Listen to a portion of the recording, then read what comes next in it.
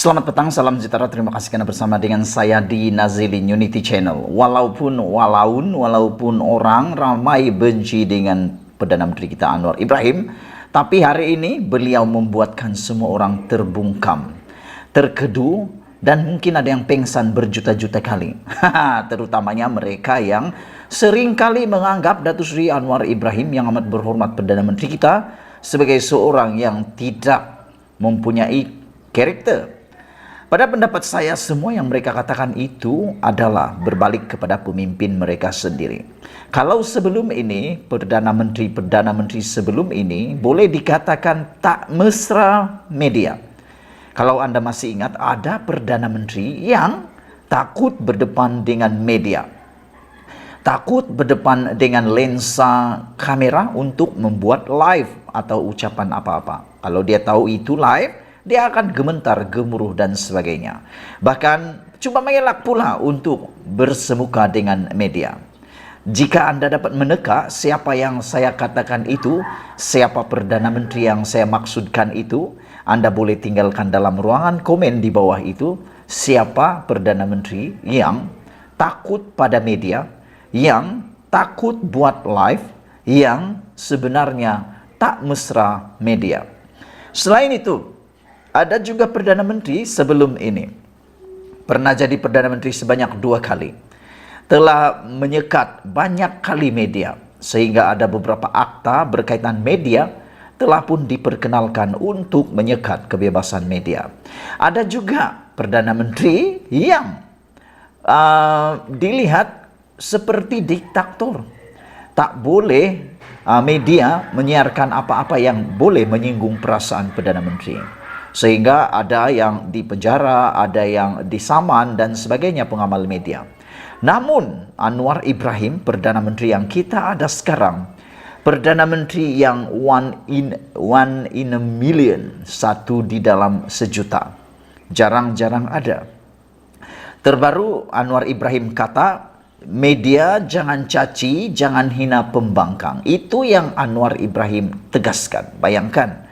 Itulah maksud saya. Saya kata Anwar Ibrahim membuat Muhyiddin menangis, membuat Mahathir menangis, membuat Hamzah Zainuddin menangis, membuat siapa lagi ya, Hadi Awang menangis. Manakan tidak menangis?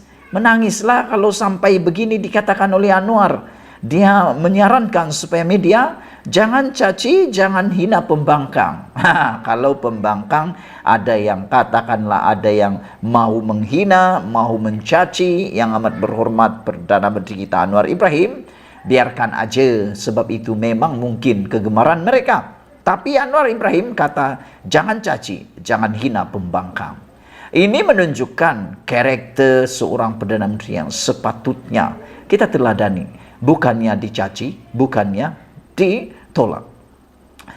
Saudara-saudara sekalian, kalau kita lihat di dalam media sosial sekarang, begitu lantangnya pengamal-pengamal media, khususnya netizen, ada yang menghina, ada yang mencaci, dan sebagainya.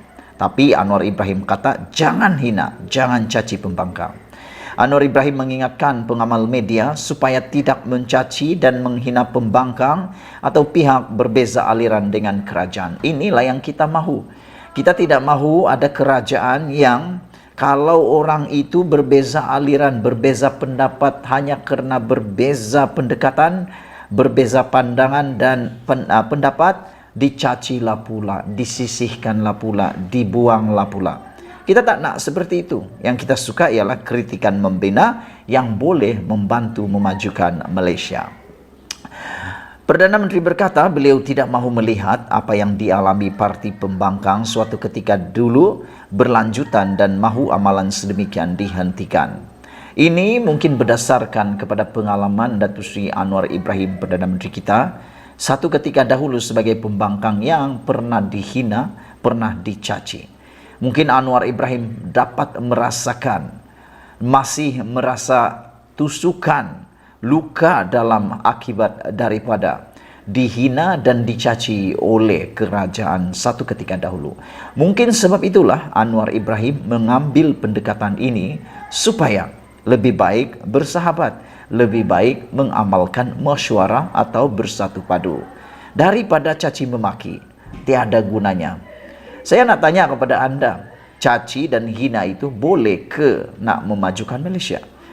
Atau dengan cara perpaduan, bolehkah itu memajukan Malaysia? Sudah tentu dapat memajukan Malaysia. Anwar Ibrahim berkata, yang tidak bersama kita, yaitu kerajaan, pembangkang akan dicaci dan hina. Saya tidak mahu ini diteruskan.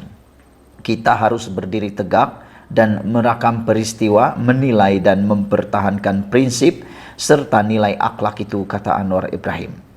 Rakan yang tidak bersama kita memilih untuk menentukan itu. Maka mereka harus diberi hak bersuara tanpa harus dicela dan dihina seperti kami alami dahulu.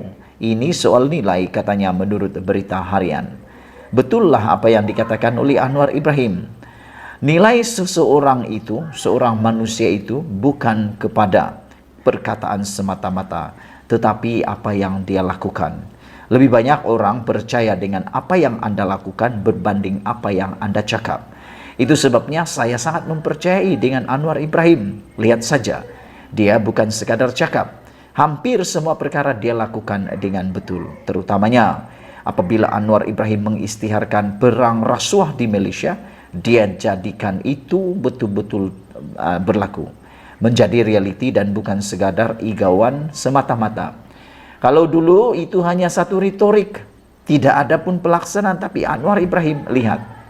Semua kes rasuah yang dulu, yang pernah macam malap, hidup semula. Semua kes rasuah yang kita tak pernah tahu, tiba-tiba muncul. Dulu 26 tahun punya kes, penyelewengan dan sebagainya, membabitkan berpuluh juta, berbilion dan ada yang triliun, akhirnya didedahkan oleh Anwar Ibrahim. Anwar juga berkata demikian ketika menyampaikan ucapan peresmian Hari Wartawan Nasional. Anwar berkata pandangan disuarakannya diharap dibincangkan. Saya harap pandangan ini dapat saudara wacanakan dan bincang. Apa yang paling utama bagi saya adalah kesedaran, kata beliau. Kalau kita memupuk budaya baharu dalam dunia kewartawanan, saudara harus berasa bebas dan percayakan media, katanya lagi. Katanya timbul kebimbangan dalam sudut pelaporan cenderung mengganggu gugat keselamatan negara. Gedung-gedung utama menguasai media harus diberi sedikit ruang di era baharu. Yang hanya kita gusarkan adalah kecenderungan untuk memporak-porandakan dari sudut keselamatan negara. Kita menghadapi suasana yang mana usaha memekarkan sikap dan meninggalkan fahaman dangkal kaum dengan percubaan memerangkap anak-anak muda dalam pemikiran terlalu jumud, buntu dengan permasalahan kaum yang cetek serta fahaman dangkal, kata Anwar lagi. Sekian dulu untuk kali ini. Jangan lupa tinggalkan komen Anda, share video ini. Kita jumpa lagi. Bye-bye.